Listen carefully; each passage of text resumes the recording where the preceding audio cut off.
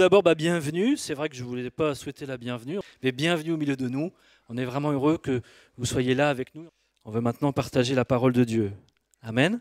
Hein, c'est toujours bon, moi ça me réjouit de voir combien l'Église est belle quand elle est à l'œuvre, quand on voit dans le monde des hommes, des femmes attachés au Seigneur et qui sont prêts à braver toutes sortes de situations compliquées pour que l'Évangile soit manifesté, soit prêché et que des vies soient transformées.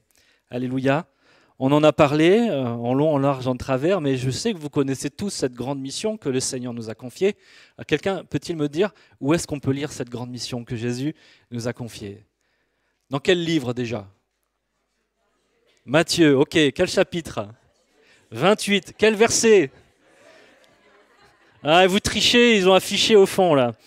Ok, Matthieu 28, 19. Allez, faites de toutes les nations des disciples, les baptisant au nom du Père, du Fils et du Saint-Esprit, et enseignez-leur à observer tout ce que je vous ai prescrit.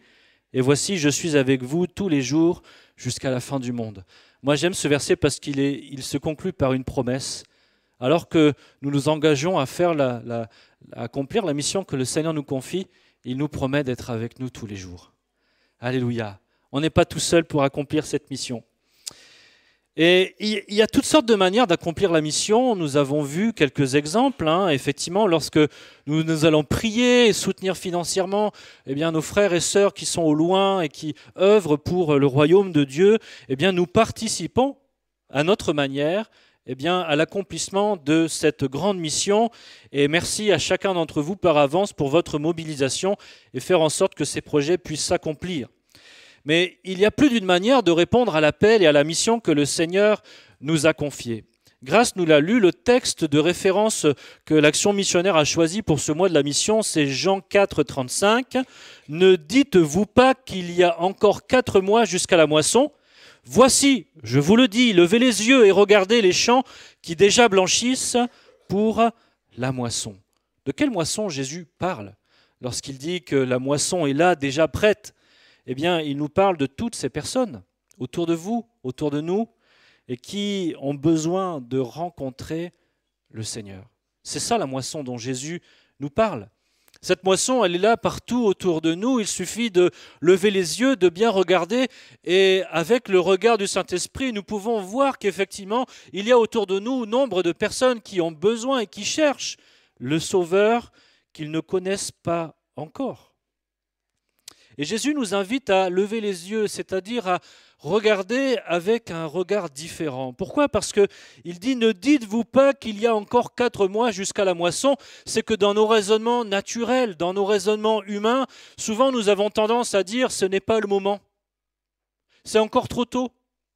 Et tous nous avons ces raisonnements-là, où nous disons « oui, mais les gens autour de nous, ils ont le cœur dur, ils n'ont pas envie d'entendre parler du Seigneur, ils ne sont pas disposés, ils pensent à autre chose. » Et ça, c'est notre regard humain qui dit cela, en trouvant et en prétextant finalement ces excuses humaines en disant « il n'est pas encore le temps de la moisson » pour dire « on verra plus tard ». J'ai d'autres choses à faire pour le moment, mais le Seigneur nous invite à lever les yeux, à changer notre regard, à changer notre perspective sur ceux qui nous entourent et de dire mais vous ne voyez les choses que dans l'aspect naturel, dans ce qui frappe les yeux, mais lui, le Seigneur, il voit au-delà des apparences, il regarde au cœur, n'est-ce pas?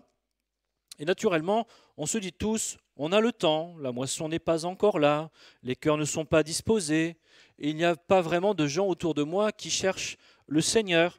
Je n'ai pas vraiment grand monde à qui je pourrais témoigner, ou alors je l'ai déjà fait, mais ça n'a pas porté son fruit. Peut-être même, on pourrait en arriver à la conclusion de dire, mais la grande moisson, la grande mission, c'est pour les autres. Moi, je me sens peut-être moins concerné. Je n'ai pas d'appel à être missionnaire. Je ne suis pas un évangéliste. Qui suis-je donc pour pouvoir aller dans cette moisson? Peut-être vous ne vous sentez pas qualifié, peut-être pas appelé, ou même pas concerné. Mais la vérité, c'est que Jésus, il donne cette parole à chacun et à chacune d'entre nous. Il nous appelle tous à lever les yeux et à considérer que la moisson déjà blanchit. Je crois que ce matin, le Seigneur nous invite à reconsidérer la question ensemble de cette moisson. Alors nous sommes tous appelés à prendre notre place, à œuvrer à l'avancement du royaume de Dieu. Est-ce que vous vous sentez concerné par cette grande mission de Matthieu 28, lorsque le Seigneur nous dit d'aller, de faire des disciples et d'aller jusqu'aux extrémités de la terre? Peut-être nous ne sommes pas tous appelés à aller aux extrémités de la terre. Et merci Seigneur pour les hommes, les femmes qui se lèvent pour aller dans un pays qu'ils ne connaissent pas, pour aller prêcher l'Évangile à des gens qu'ils n'ont jamais vus. Alors bien sûr, nous n'avons pas tous les mêmes dons, on n'a pas tous les mêmes talents, mais pour autant, je crois que nous sommes tous, toutes et tous appelés à servir le Seigneur, toutes et tous appelés à entrer dans cette grande mission que le Seigneur a placée sur notre vie. Oui, c'est vrai, nous ne sommes pas tous appelés à être des pasteurs, nous ne sommes pas tous appelés à être des évangélistes, nous ne sommes pas tous appelés à être des missionnaires, à être des apôtres qui vont implanter des églises dans des lieux où il n'y en a pas du tout. Nous ne sommes pas tous appelés à être des prophètes,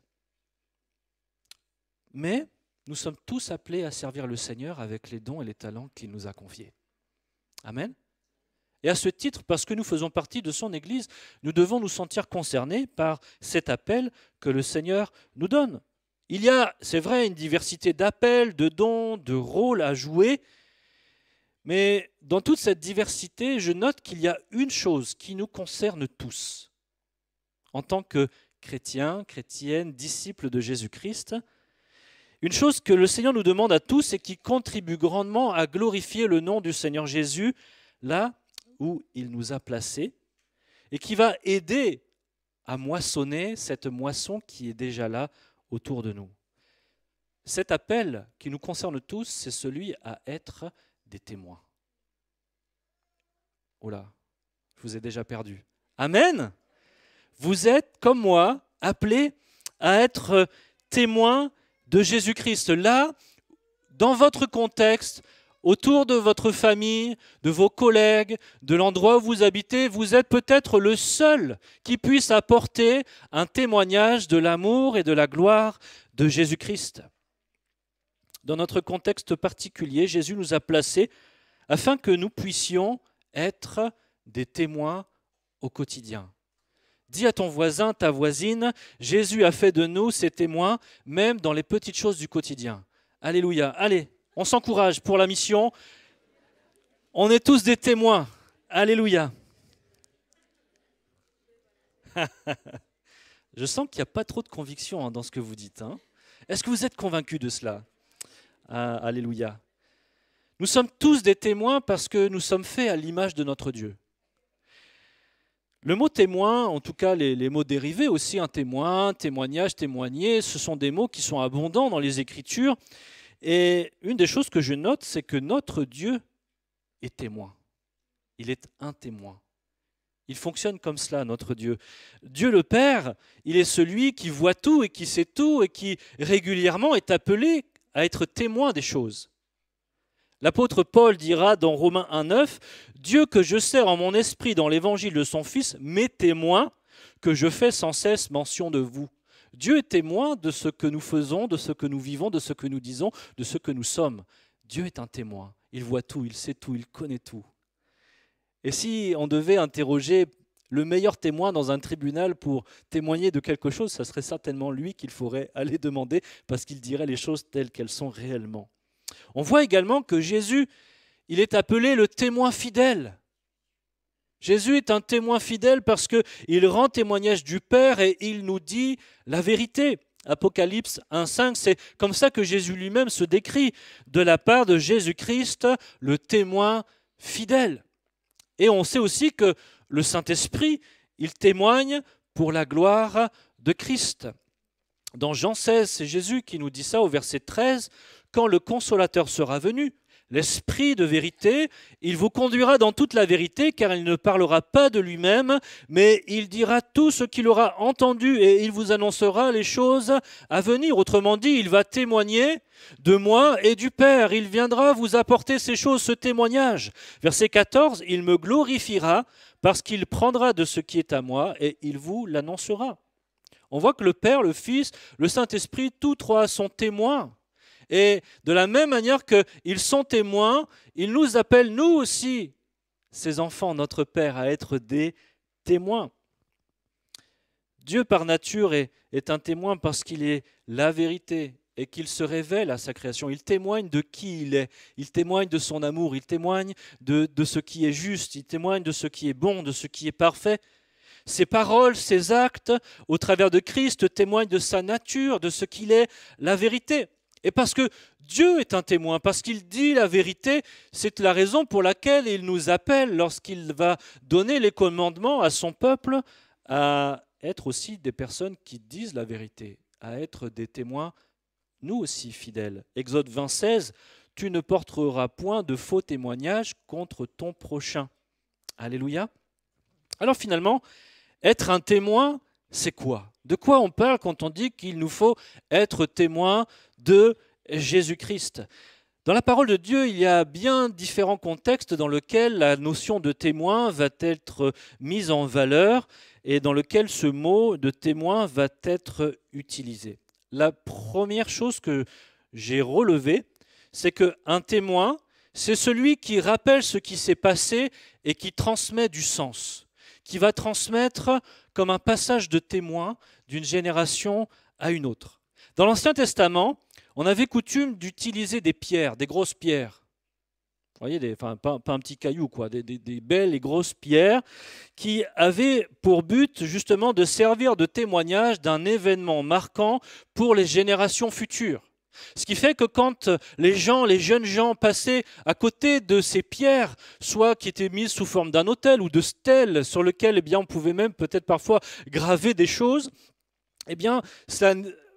ça les amenait à poser la question à ceux qui les entouraient, qui connaissaient le sens. Mais c'est quoi cette pierre? Qu'est-ce que ça veut dire? C'est quoi cet autel? Quel est le sens de ces choses? On peut lire par exemple dans Josué chapitre 22 au verset 34. « Les fils de Ruben et les fils de Gad appelèrent l'autel Ed. » Ed, ça veut dire littéralement en hébreu témoin.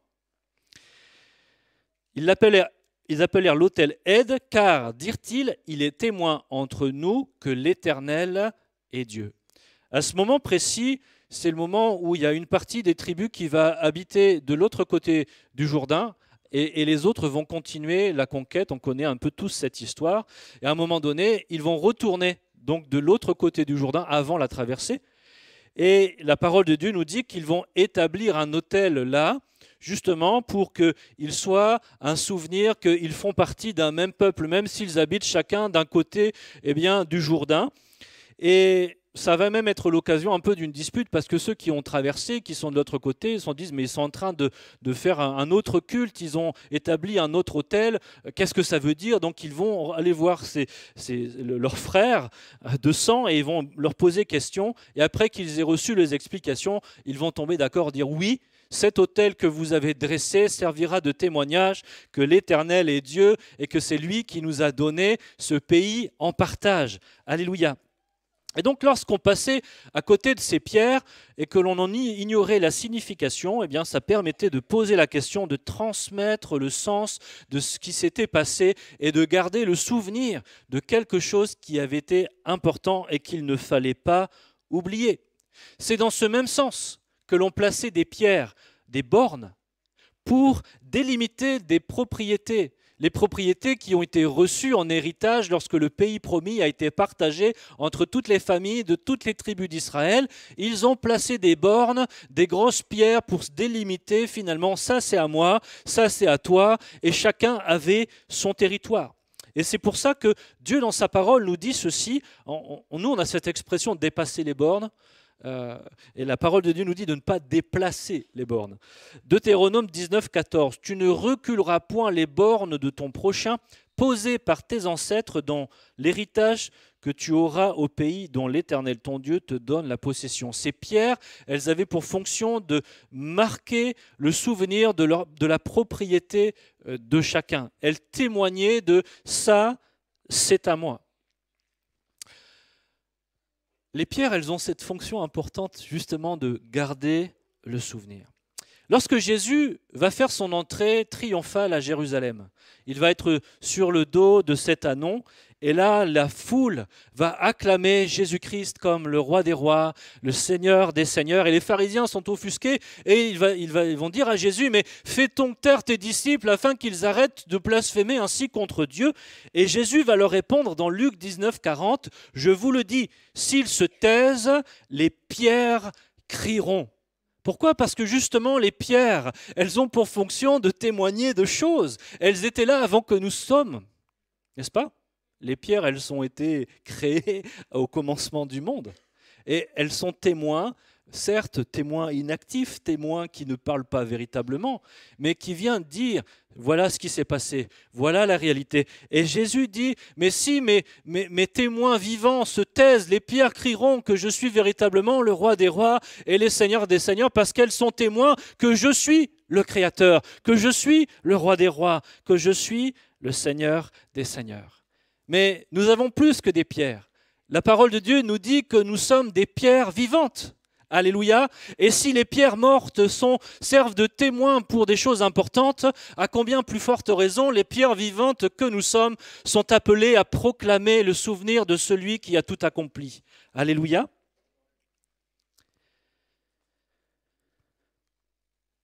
Nous devons faire connaître ce que Dieu a fait et transmettre le sens. C'est l'une des fonctions importantes d'être un témoin. Transmettre le sens et faire connaître ce que Dieu a fait. On pourrait dire transmettre la bonne et la juste vision du monde. Comment comprendre le monde avec le regard de Dieu, avec l'enseignement du Seigneur. Et c'est ce que parfois, de génération en génération, nous peinons à faire. Transmettre le sens de pourquoi nous faisons ce que nous faisons et pourquoi nous sommes ce que nous sommes et pourquoi nous en sommes là et où est-ce que nous allons. Il est arrivé un moment comme celui-là où il n'y a pas eu le passage de relais qu'il aurait dû y avoir. Dans Juges chapitre 2, versets 10 et 11, on peut lire ceci. Toute cette génération, là il est question de la génération de Josué, toute cette génération fut recueillie auprès de ses pères, et il s'éleva auprès d'elle une autre génération qui ne connaissait point l'Éternel, ni ce qu'il avait fait en faveur d'Israël. Toute la génération de Josué avait vécu, eux, les miracles, avait vécu la traversée du désert, avait vécu tout ça. Et pourtant, alors qu'ils ont commencé à conquérir le pays que Dieu avait donné en héritage, la génération qui va les suivre ne connaissent pas Dieu et ils ne connaissent pas ce que Dieu a fait pour eux. C'est terrible, je trouve. Et parce qu'ils ne connaissent pas, il est écrit au verset 11, « Les enfants d'Israël firent alors ce qui déplaît à l'Éternel et ils servirent les Baals. » Quand on ne transmet pas le sens, quand on ne transmet pas le témoin à la génération qui vient, quand on n'est pas en capacité de donner l'explication, la bonne vision juste du monde dans lequel nous vivons, alors il y a une perte de sens. Et la perte de sens fait que la génération qui vient après va chercher du sens ailleurs. Et c'est terrible. Notre mission à nous en tant que témoins de Jésus-Christ, la première, j'avais envie de vous dire, c'est de transmettre la vérité et transmettre le sens de pourquoi nous sommes chrétiens, qu'est-ce que Jésus-Christ a fait pour nous, quelle est l'œuvre de Dieu, qui est notre Dieu, qui est notre Sauveur. Alléluia. Lorsqu'on parle d'être un témoin, on parle aussi d'être celui qui est dépositaire d'un message important. Dans 1 Timothée chapitre 2, verset 7, il est écrit ceci. « Et pour lesquels j'ai été établi prédicateur et apôtre, je dis la vérité, je ne mens pas, chargé d'instruire les païens dans la foi et la vérité. » Ici, le mot qui est traduit par prédicateur, c'est le mot kérux, qu'on peut traduire aussi par héros. Les héros A-U-T, c'était un messager investi d'une autorité publique pour proclamer un message officiel d'un roi, d'un magistrat, d'un prince ou d'une quelconque autorité. Alors aujourd'hui, ça n'existe plus. Les héros, vous savez, ceux qui vont communiquer dans les places publiques, les messages importants des autorités. Mais lorsque Paul dit « j'ai été établi prédicateur », il dit « j'ai reçu une autorité pour proclamer, pour témoigner d'un message que j'ai reçu et que je dois transmettre autour de moi ». Lorsque nous prêchons l'Évangile, nous sommes ces héros qui proclament sous l'autorité de Jésus-Christ la bonne nouvelle du salut. Et nous sommes tous appelés, chacun pour notre part, à partager la bonne nouvelle de l'Évangile. Et lorsque nous le faisons sous l'autorité de Jésus-Christ. Et bien sûr, nous le faisons avec nos mots, avec notre compréhension des choses, parfois bien imparfaitement, mais peu importe, l'important c'est que nous sommes appelés à enseigner, à proclamer la parole de Dieu avec cette autorité parce que Jésus-Christ a fait de nous des ambassadeurs. Ah, vous commencez à comprendre, c'est bien. Amen. Nous sommes des ambassadeurs. 2 Corinthiens 5, 20 nous dit « Nous faisons donc les fonctions d'ambassadeurs pour Christ, comme si Dieu exhortait par nous. Nous vous en supplions au nom de Christ, soyez réconciliés avec Dieu. » Vous êtes ambassadeurs, ambassadrices de Christ. Vous avez une autorité pour parler de la parole de Dieu et dire ce que Dieu a dit et ce qu'il a fait. On a un bel exemple au travers de Philippe qui va aller voir cet Éthiopien et qui va lui expliquer les Écritures. Lorsqu'il fait ça, eh bien, tout simplement, il est cet ambassadeur de Christ et il proclame la parole de Dieu. Ça aussi, c'est être un témoin. Et puis la troisième chose que je note en ce qui concerne c'est quoi être un témoin, eh bien un témoin c'est celui qui atteste ce qu'il a vu et ce qu'il a vécu. Un témoin c'est celui qui atteste de ce qu'il a vu et de ce qu'il a vécu dans telle ou telle circonstance. Ça peut parfois avoir même une valeur juridique, c'est-à-dire que notre témoignage peut être facilité pour être utilisé pour faciliter une enquête ou une prise de décision lors d'un jugement, etc. Par exemple, on peut être témoin d'un accident de la route et notre témoignage va être utilisé pour clarifier les implications des uns et des autres, puisque de notre position, nous aurons en tout cas une vision, une perspective différente de ceux qui ont vécu l'accident. Et donc, dans cette perspective, un témoin, finalement, c'est celui qui va remplir ces deux conditions, avoir vécu quelque chose et pouvoir le communiquer d'une manière efficace. Et en cela nous qualifie chacun et chacune d'entre nous pour être témoins de Jésus-Christ, parce que tous, nous avons vécu des choses avec le Seigneur Jésus. Alléluia! Tous, nous avons une bouche, une langue que nous savons bien utiliser pour parler aux gens qui sont autour de nous. Et finalement, être un témoin, c'est raconter ce que Jésus fait dans ma vie au quotidien. Alléluia. C'est pas forcément, on l'a vu, c'est vrai, ça fait partie de forme de témoignage, de partager l'évangile, mais être un témoin, c'est pas forcément faire un long débat théologique. Être un témoin, c'est pas forcément aller avoir toutes sortes d'arguments pour contrecarrer la pensée humaine. C'est simplement dire ce que Jésus-Christ a fait dans ma vie aujourd'hui, ce qu'il a fait hier et de ce que j'attends encore de ce qu'il fasse demain. Il y a pléthore de témoins dans les Écritures, notamment dans les Évangiles. La femme samaritaine, elle n'a pas fait un traité de théologie pour expliquer ce que Jésus a fait. Elle a juste dit « Venez, écoutez celui qui m'a dit ce que j'ai fait ». Et son témoignage a changé la vie de tout son village. Le possédé de Guédara, sa vie seulement transformée suffisait à démontrer à tous ceux de son village que Jésus-Christ était tout-puissant. Lazare, c'est pareil, il n'a pas expliqué en long, en large, en travers le principe théologique de la résurrection. Il était ressuscité, Jésus l'avait relevé d'entre les morts et beaucoup ont vu ces choses. Zachée, tous ces gens sont devenus des témoins de Jésus-Christ par le simple fait de raconter ce que Jésus avait fait dans leur vie. Alléluia.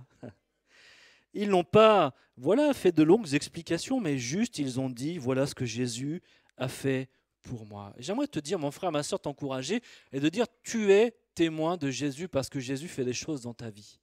Parce que Jésus est vivant et tout ce qu'il fait, tout ce qu'il a fait, tu peux le raconter et tu dois même le raconter. C'est ce que Jésus attend de toi. Alors, puisqu'on parle de témoignages, est-ce que vous voulez entendre des témoignages? Amen. Alors, je vais inviter Noémie qui voulait nous raconter un témoignage de ce que Jésus a fait dernièrement dans sa vie. Alléluia. Comme ça vous encourager, vous aussi, après, à raconter des témoignages autour de vous. Viens, Noémie. On peut l'encourager.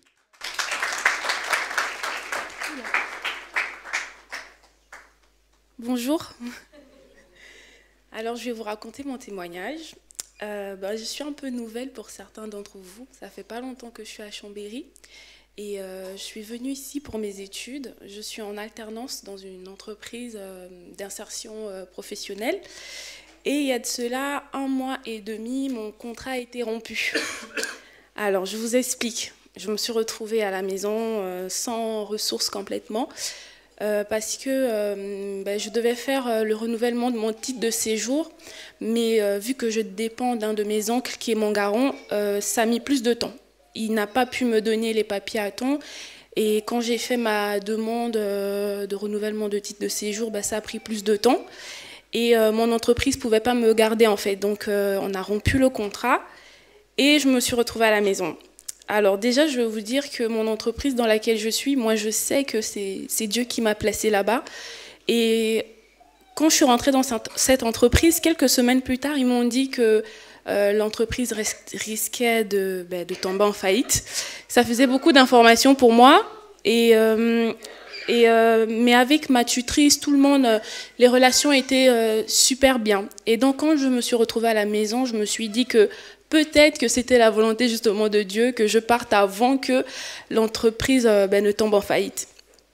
Alors, je me suis retrouvée à la maison sans boulot, sans rien. Je partais quand même à l'école. J'avais pas de ressources, mais le Seigneur a été fidèle parce que je n'ai manqué de rien. J'ai pu manger à ma faim, j'ai pu payer mon loyer. Et quand j'étais à la maison, en fait, pendant un bon bout de temps, je me posais des questions parce que ça prenait plus de temps. Je me suis dit, ah mais Seigneur, pourquoi ça prend du temps? Enfin, j'ai commencé à me laisser distraire, hein, mais vraiment. Et à un moment donné, le Saint-Esprit m'a dit, mais Noémie, qu'est-ce que tu fais en fait?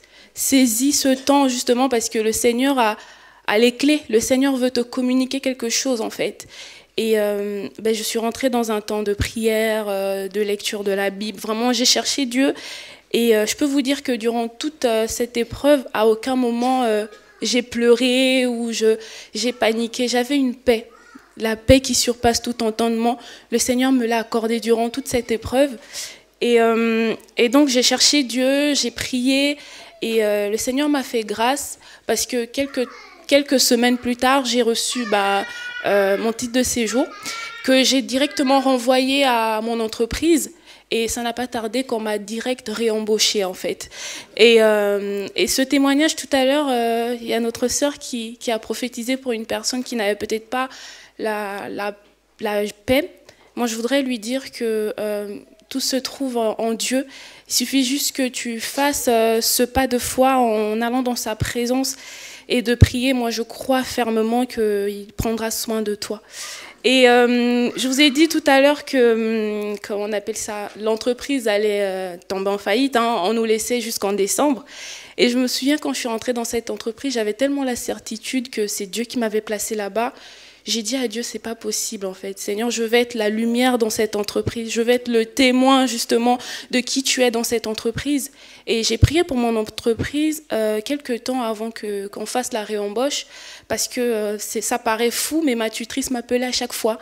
Noémie, ça va? Est-ce que tu as besoin d'aide et tout? Et un jour, elle m'a appelée, je lui ai demandé comment ça allait justement la situation. Elle m'a dit, au final, on n'est plus menacé. Finalement, l'entreprise ira bien durant au moins 1 an. Et je voulais juste dire gloire à Dieu parce qu'il est celui qui accomplit sa parole. Alléluia. Lucien, on en a 2 pour le prix d'1. Alléluia. Lucien, voilà, je te donne la parole, mais courtement, mon frère, parce que je n'ai pas terminé ce que j'ai à dire. Bonjour. Moi, je vais témoigner pour la gloire de l'Éternel. Dernièrement, j'étais en vacances chez moi au Congo, RDC, et je vais être court.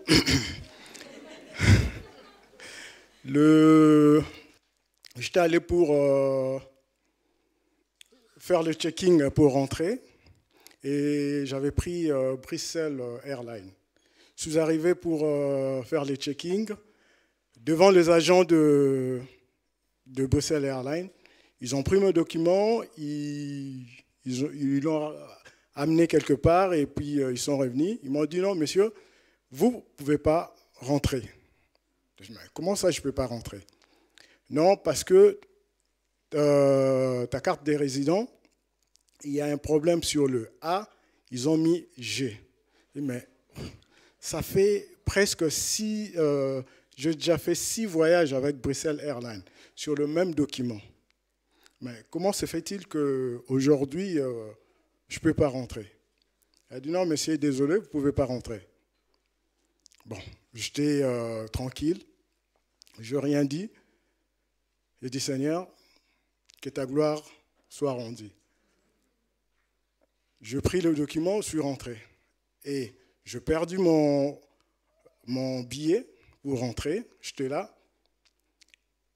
J'ai appelé ma femme pour lui annoncer la nouvelle. Je dis, je ne peux pas rentrer parce qu'on m'a compliqué, tout ça, donc je reste ici. Je ne sais pas qu'est-ce que je peux faire. Et elle aussi, elle a eu un rêve comme quoi qu'elle a perdu quelque chose de précieux. Et elle était aussi calme. Quand je lui ai annoncé la nouvelle, elle a dit, ah, gloire à Dieu, l'Éternel nous a déjà montré le message.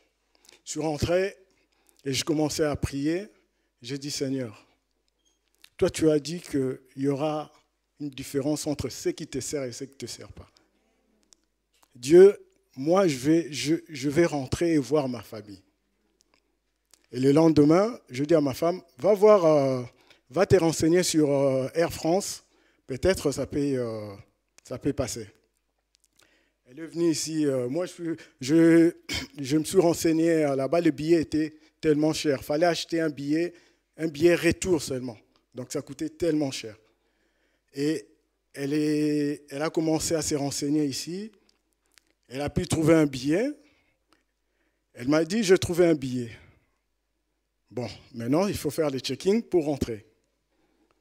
J'ai dit, je ne vais pas perdre ma foi. Seigneur, je laisse tout entre tes mains.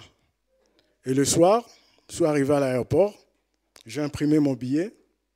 J'ai montré tous mes documents. Et c'est passé.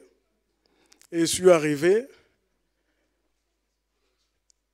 Arrivé à la maison, il y a le verset Malachie 3,18 qui s'est revenu encore chez moi, qui a dit que le juste, il y aura une différence entre ceux qui le servent et ceux qui ne le servent pas. Et je vais rendre grâce à l'Éternel pour ce qu'il a fait dans ma vie. Amen. Amen. Merci mon frère. Alléluia. Dieu est fidèle. Alors je voudrais terminer mon partage avec quelques conseils pratiques pour le témoignage. Je crois qu'on est tous appelés, j'espère que je vous ai convaincus un peu, si vous ne l'étiez pas déjà, on est tous appelés à être des témoins. Si je résume tout ce qu'on s'est déjà dit, c'est que être un témoin, c'est à la fois transmettre la vérité et une juste vision du monde selon Dieu, c'est proclamer le message de Dieu et la bonne nouvelle de l'Évangile, et c'est aussi dire ce que Dieu fait dans ma vie. C'est ça, être un témoin. C'est vrai qu'on ne maîtrise peut-être pas ces 3 aspects-là. On n'est peut-être pas à l'aise de bien partager l'Évangile, mais je crois qu'on sait tous, au moins, au minimum, expliquer ce que Dieu fait dans ma vie. Et partager, comme on vient de l'entendre, simplement notre foi et comment notre foi produit des fruits parce qu'elle n'est pas placée en un Dieu mort, en un Dieu lointain, mais en un Dieu vivant et vrai. Alléluia. Alors, quelques conseils. Le premier que j'aimerais vous donner, témoigner sans attendre de tout comprendre.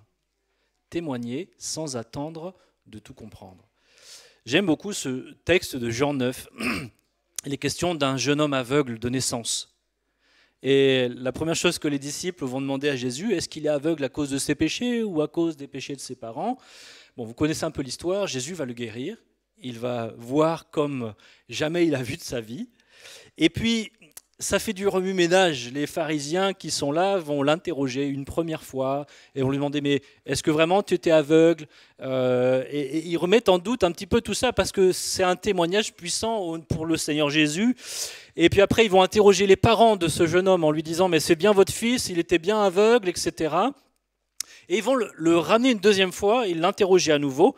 Et c'est ce qu'on lit au verset 24. Les pharisiens appelèrent une seconde fois l'homme qui avait été aveugle et lui dirent « Donne gloire à Dieu, nous savons que cet homme est un pécheur. En gros, ils veulent que cet homme revienne sur son témoignage en disant que non, c'est pas Jésus qui l'a guéri.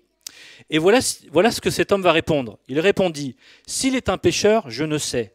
Je sais une chose, c'est que j'étais aveugle et que maintenant je vois. » Il n'y a pas plus simple comme témoignage. C'est-à-dire que cet homme, il ne sait pas vraiment qui est Jésus. Il ne sait pas grand-chose à propos de Jésus, mais il sait une chose. J'étais aveugle, maintenant je vois. Et c'est ça dont je veux témoigner. Et je peux dire que oui, cet homme a guéri. Après qu'il soit un pécheur ou pas, j'en sais rien. Nous, on sait que ce n'est pas un pécheur, Jésus. Alléluia. Et c'est ça le témoignage. C'est tout simple. Dire avec nos mots, eh bien, expliquer au bon moment ce que Jésus a fait pour moi. Ne pas expliquer ce qu'on ne sait pas, mais dire ce que l'on sait. Ça, c'est important. Deuxième conseil, se détacher du regard des autres. Parfois, on a du mal à témoigner parce qu'on a un peu peur de ce que les autres vont dire, de ce qu'ils vont penser de nous, du jugement qui pourrait arriver. Voici ce que Paul dira à Timothée, dans 2 Timothée 1,8. « N'aie donc point honte du témoignage à rendre à notre Seigneur, ni de moi son prisonnier, mais souffre avec moi pour l'Évangile par la puissance de Dieu. » Alors c'est vrai qu'on n'aime pas trop souffrir, hein, personne n'aime ça, mais je crois que quand l'amour de Christ nous saisit, eh bien on ne veut pas avoir honte de ce que l'on aime, n'est-ce pas? Et il y a une différence entre souffrir à cause de Christ et de souffrir à cause de notre attitude vis-à-vis des autres. Parce que parfois, les gens nous jugent mal ou un regard particulier sur nous parce que c'est nous qui avons une mauvaise attitude. On va se mettre à les juger, à les condamner, on va manquer d'amour, de grâce. Et c'est sûr que dans ces cas-là, finalement, c'est un peu nous qui amenons un peu le bâton pour nous faire battre lorsque l'on parle de notre foi. Vous savez, de cette foi qui dit « Repens-toi, pécheur, tu n'es qu'un pauvre misérable ». Et nous, on se positionne comme si on était des gens parfaits et extraordinaires. Mais je crois que non seulement la parole de Dieu nous encourage à nous détacher du regard des autres, mais de faire les choses sous le regard de Dieu d'abord, de ne pas avoir honte de Christ parce que lui n'a pas eu honte de nous, mais aussi d'être vigilant à la manière dont nous apportons le témoignage de la parole de Dieu. Jésus nous le dit aussi, Luc 9, 26, « Quiconque aura honte de moi et de mes paroles, le Fils de l'homme aura honte de lui quand il viendra dans sa gloire et dans celle du Père et des saints anges. » C'est un avertissement pour nous. Est-ce que j'ai honte de Jésus? Et si j'ai honte, peut-être il faut que je questionne mon attachement au Seigneur et ma compréhension de son amour.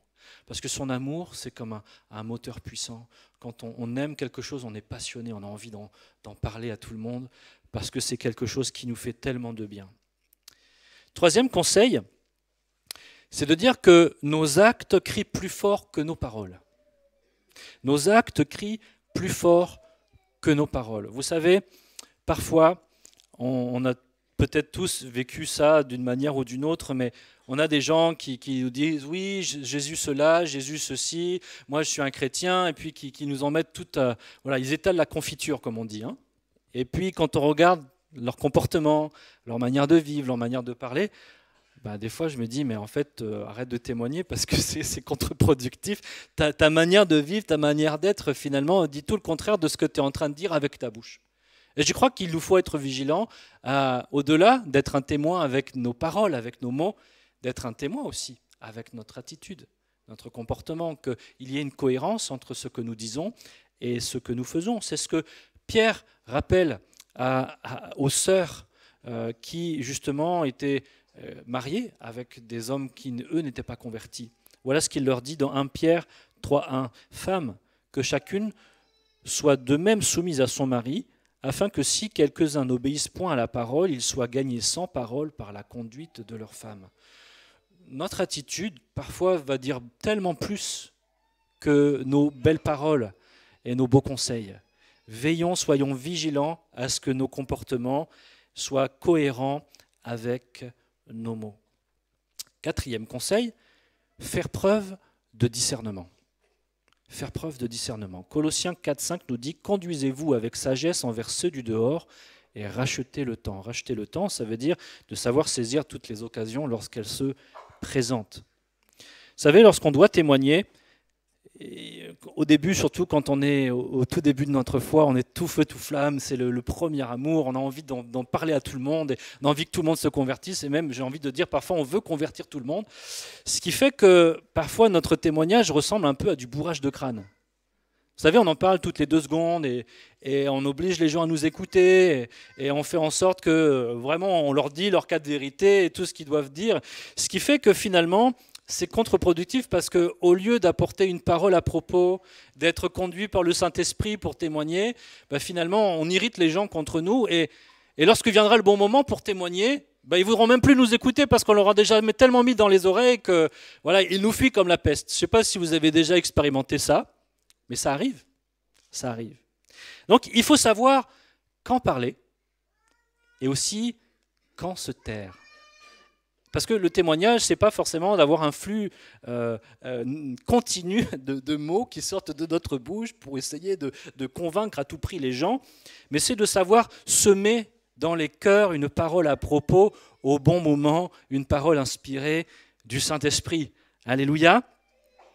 Parce que des fois, vous savez, il y a des gens qui vont avoir l'apparence de vouloir nous écouter, mais dans leur attitude, en fait, il faut savoir discerner quelles sont leurs réelles motivations. Parce qu'il y a des gens, quand ils veulent parler avec nous de la foi, ce n'est pas pour nous écouter avec un cœur bien disposé. C'est pour recueillir toutes sortes d'arguments, pour nous les placer en face de nous et puis nous dire nos cas de vérité à nous aussi. Et puis souvent, quand c'est comme ça se transforme en bataille d'argumentation qui ne finissent jamais. Et au final, quel genre de témoins nous sommes? Parce qu'en général, quand ça se passe comme ça, on s'énerve, on s'emporte et puis ça finit pas très très bien. Avoir du discernement, se conduire avec sagesse, avec ceux du dehors, parce qu'ils ne sont pas animés du même esprit que nous. Et donc il faut savoir quand parler, quand se taire, savoir discerner quelles sont leurs motivations, adapter son langage aussi. Parce que si vous dites, oui, tu as besoin du sang de l'agneau qui te couvre, qu'est-ce qu'il va me raconter lui? Il faut que j'aille à la boucherie, qu'est-ce qu'il me raconte? Vous comprenez ce que je veux dire? C'est qu'il faut de la sagesse. Être témoin, c'est parler avec simplicité, avec les mots que les gens peuvent comprendre de ce que Jésus fait. Et puis, c'est avant tout, je crois, prier, intercéder. Ne pas se tromper d'ennemi, parce qu'on ne peut pas être un témoin si on ne vit pas quelque chose au pied du Seigneur d'abord. Parce que ce n'est pas contre la chair et le sang que nous avons à combattre, mais contre des puissances et des autorités spirituelles. Et oui, il y a du combat, il y a des luttes, il y a de l'opposition, il y a toutes sortes de choses qui vont faire que l'ennemi va vouloir que votre témoignage n'atteigne pas son but, que peut-être vous trouviez un cœur dur et non réceptif parce que vous n'avez pas été suffisamment à l'écoute, de trouver le bon moment, la bonne période. Vous savez, le temps est compté, j'aimerais vous raconter des témoignages de tout ça, mais je crois qu'être à l'écoute du Saint-Esprit pour trouver le bon moment de savoir quand est-ce qu'il faut parler, c'est la clé de tout. Et de ne pas faire de bourrage de crâne, c'est vraiment important. 5e, j'accélère un petit peu, 5e conseil, il faut apprendre à partager sa foi en sachant s'adapter au contexte. Dans 1 Pierre 3,15, il est écrit « Mais sanctifiez dans vos cœurs Christ le Seigneur, étant toujours prêt à vous défendre avec douceur et respect devant quiconque vous demande raison de l'espérance qui est en vous. » Pierre nous dit ici qu'il nous faut être toujours prêt. Est-ce que vous êtes toujours prêt à répondre de votre témoignage? Si je vous disais, bon, toi donne ton témoignage maintenant, est-ce que vous seriez prêt à le donner de manière simple? Alléluia. On ne va pas le faire, rassurez-vous, on n'a pas le temps, mais ça serait un bon exercice. Je crois que être toujours prêt, ça veut dire savoir adapter son témoignage au contexte. Par exemple, si vous êtes dans le bus et puis que le Saint-Esprit vous dit, tiens, donne ton témoignage à cette personne, vous savez que le bus, vous avez peut-être que 2 minutes avant le prochain arrêt. Donc là, vous n'allez pas commencer à raconter votre témoignage en 1h30. Vous voyez?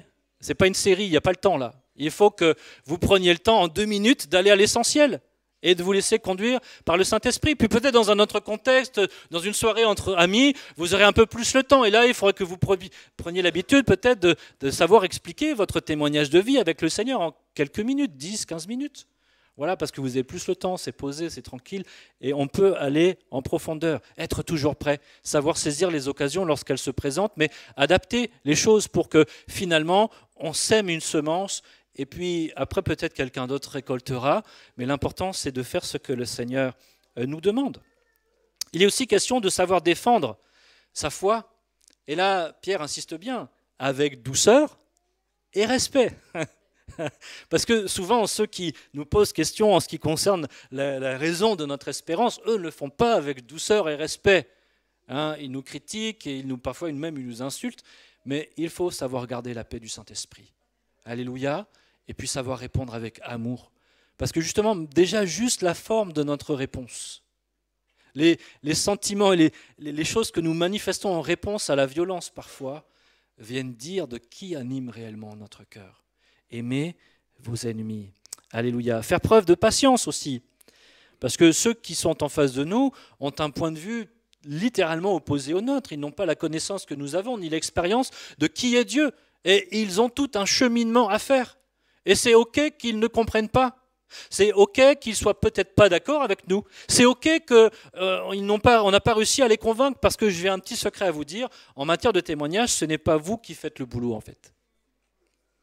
C'est le Saint-Esprit. C'est lui qui convainc de péché, de justice et de jugement. Nous, on est juste là pour dire. Voilà, on témoigne. Voilà ce que j'ai vécu. Après, t'en fais ce que tu veux. C'est ta responsabilité devant Dieu. Mais moi, je t'ai dit ce que j'ai vécu. Après, tu me crois pas. On est déchargé, on a témoigné. Parce que souvent, on n'ose pas témoigner parce qu'on se dit « mais ça ne marche pas, j'arrive pas à convaincre les gens ». Mais arrêtons de vouloir convaincre les gens. Laissons le Saint-Esprit faire son job, nous faisons le nôtre. Juste racontons ce que Dieu est et ce que Dieu fait. Savoir s'adapter. Alléluia. Paul dira, 1 Corinthiens 9, 22, « J'ai été faible avec les faibles, afin de gagner les faibles.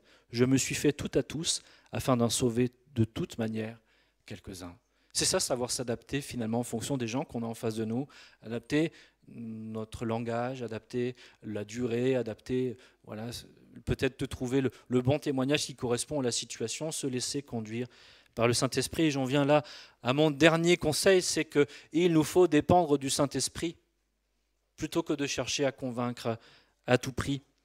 Acte 1,8 nous dit « Mais vous recevrez une puissance, le Saint-Esprit survenant sur vous, et vous serez mes témoins à Jérusalem, dans toute la Judée, dans la Samarie et jusqu'aux extrémités de la terre. » Jésus ici complète cette grande mission qu'il nous a confiée. Il dit, voilà, je vous appelle à aller faire des disciples jusqu'aux extrémités de la terre, mais d'abord attendez le Saint-Esprit. Parce que grâce à lui, vous serez mes témoins. Grâce à lui, votre témoignage, votre vie aura un impact, parce que vous ne serez pas seul par votre démonstration de sagesse à essayer de convaincre les gens, mais par la puissance du Saint-Esprit, eh bien, le Saint-Esprit peut agir et parler au travers de vous. Paul dira aussi à Timothée, dans 2 Timothée 2,16, « Évite les discours vains et profanes, car ceux qui les tiennent avanceront toujours plus dans l'impiété. » Ça ne sert à rien de rentrer dans des tas de discussions et de toutes sortes de choses qui finalement ne mènent nulle part, parce que celui qui ne veut pas écouter, finalement, ça ne sert à rien. Il n'a juste pas envie d'entendre, donc ne perdons pas notre temps et gardons notre salive. Aimons-le, soyons patients, et quand l'occasion se présentera, le Seigneur nous dira, vas-y, parle. Il est disposé, le cœur est prêt. Alléluia. Je vais conclure. Je crois qu'il y a tellement de moyens pour nous d'accomplir cette grande mission que le Seigneur nous a donnée. Parfois même dans les choses les plus basiques du quotidien, prendre soin de notre famille, être présent pour nos enfants, nos femmes, nos maris, faire toutes les petites choses qu'on a à faire, c'est en soi déjà un témoignage de celui qui vit en nous dans les choses les plus basiques. Mais donc ça, c'est l'attitude et le comportement. Et puis, au travers même de ce comportement, le Seigneur veut aussi nous utiliser par la puissance du Saint-Esprit pour que notre bouche serve de témoin et de dire, voilà ce que Dieu fait dans ma vie, voilà qui il est, voilà le sens des choses. Nous avons la responsabilité pour les gens autour de nous de leur parler avec amour, avec patience, en étant à l'écoute du Saint-Esprit, en nous adaptant de ce que Dieu fait dans notre vie. Et cela nous met devant un défi finalement, de dire, Seigneur, est-ce que je vis des choses avec toi? Parce que si on ne vit pas de choses avec le Seigneur, finalement, on n'a pas grand-chose à raconter. Et on raconte, ben oui, un jour, il y a 100 ans, le frère de la grand-mère du cousin, il a vécu ça avec Dieu. Mais ça ne parle pas aux gens, je veux dire, ils ne le connaissent pas, ce gars-là. Le seul gars qu'ils connaissent, c'est la personne qu'ils ont en face. Et c'est à nous de témoigner de ce que Dieu fait dans notre vie. Bien sûr, on peut parler de ce que Dieu fait dans la vie des autres, il n'y a pas de souci. Mais il faut aussi qu'on parle de ce que Dieu fait dans la nôtre. Et notre responsabilité, comme nous l'avons entendu ce matin, c'est d'être unis à Christ, afin que sa vie abonde en nous, et que cette vie porte du fruit, et que nous témoignons de ce fruit que Jésus-Christ produit dans chacune de nos vies. Prions ensemble. Seigneur, merci pour ta parole qui nous rappelle que tu veux que nous soyons tes témoins. Seigneur, toi, tu n'as pas eu honte de nous. Tu n'as pas eu honte de nous à la croix. Tu n'as pas eu honte de nous devant ton Père. Mais Seigneur, tu as manifesté tout ton amour, ta grâce, ta patience. Et tu as laissé le Saint-Esprit te conduire et te diriger pour que toute la volonté du Père soit faite et que nos vies soient impactées jusque dans l'éternité. Merci Jésus. Et nous voulons, Seigneur, encore ce matin, nous placer devant toi et te dire, Seigneur, aide-nous à être ces témoins conduits par ton Esprit, ces témoins qui, par toutes sortes de manières, dans toutes sortes de circonstances, vont pouvoir être de ceux qui s'aiment, Seigneur, dans les cœurs, que tu es vivant, que tu es vrai, que tu aimes ces gens et que tu veux aussi changer leur vie de la même manière que tu as changé la nôtre. Seigneur, merci parce que toutes les difficultés et les moments compliqués parfois que nous vivons servent de témoignage, Seigneur, pour ceux qui nous entourent, pour que nous puissions proclamer comment tu agis, comment tu es vivant, comment, Seigneur, tu entends les prières, comment nous ne sommes pas seuls, mais que tu es avec nous tous les jours, que tu aimes l'humanité et que tu as donné ta vie pour chacun et chacune d'entre nous. Seigneur, aide-nous à chaque jour dans notre vie avec toi, à te prier dans ce sens, de ce que tu nous aides à être ces témoins, conduits par le Saint-Esprit. Peut-être même chaque jour de dire, Seigneur, je ne veux pas prêcher à des foules, mais donne-moi au moins une personne aujourd'hui à qui je peux témoigner. Et je sais, Seigneur, que quand on fait ce genre de prière, tu réponds, Seigneur. Tu es celui qui me place sur nos chemins, ceux qui te cherchent, et tu nous donnes l'occasion de témoigner. Et lorsqu'on témoigne, Seigneur, notre cœur est en feu. Seigneur, lorsqu'on parle de toi autour de nous, notre cœur brûle, Seigneur. Et tu nous réjouis parce que le Saint-Esprit se réjouit au-dedans de nous de ce que l'œuvre de Dieu avance. Et je prie que chacun de nous puissions expérimenter ce défi qui est celui de partager la foi. Seigneur, nous voulons nous présenter devant toi lorsque tu paraîtras comme de bons et de fidèles serviteurs, et non pas comme ceux qui auront gardé la bouche fermée. Aide-nous, Seigneur, à ce que notre cœur déborde de toi et que nos bouches proclament qui tu es, Père. À toi soit toute la gloire, Seigneur. Amen. Amen. Amen.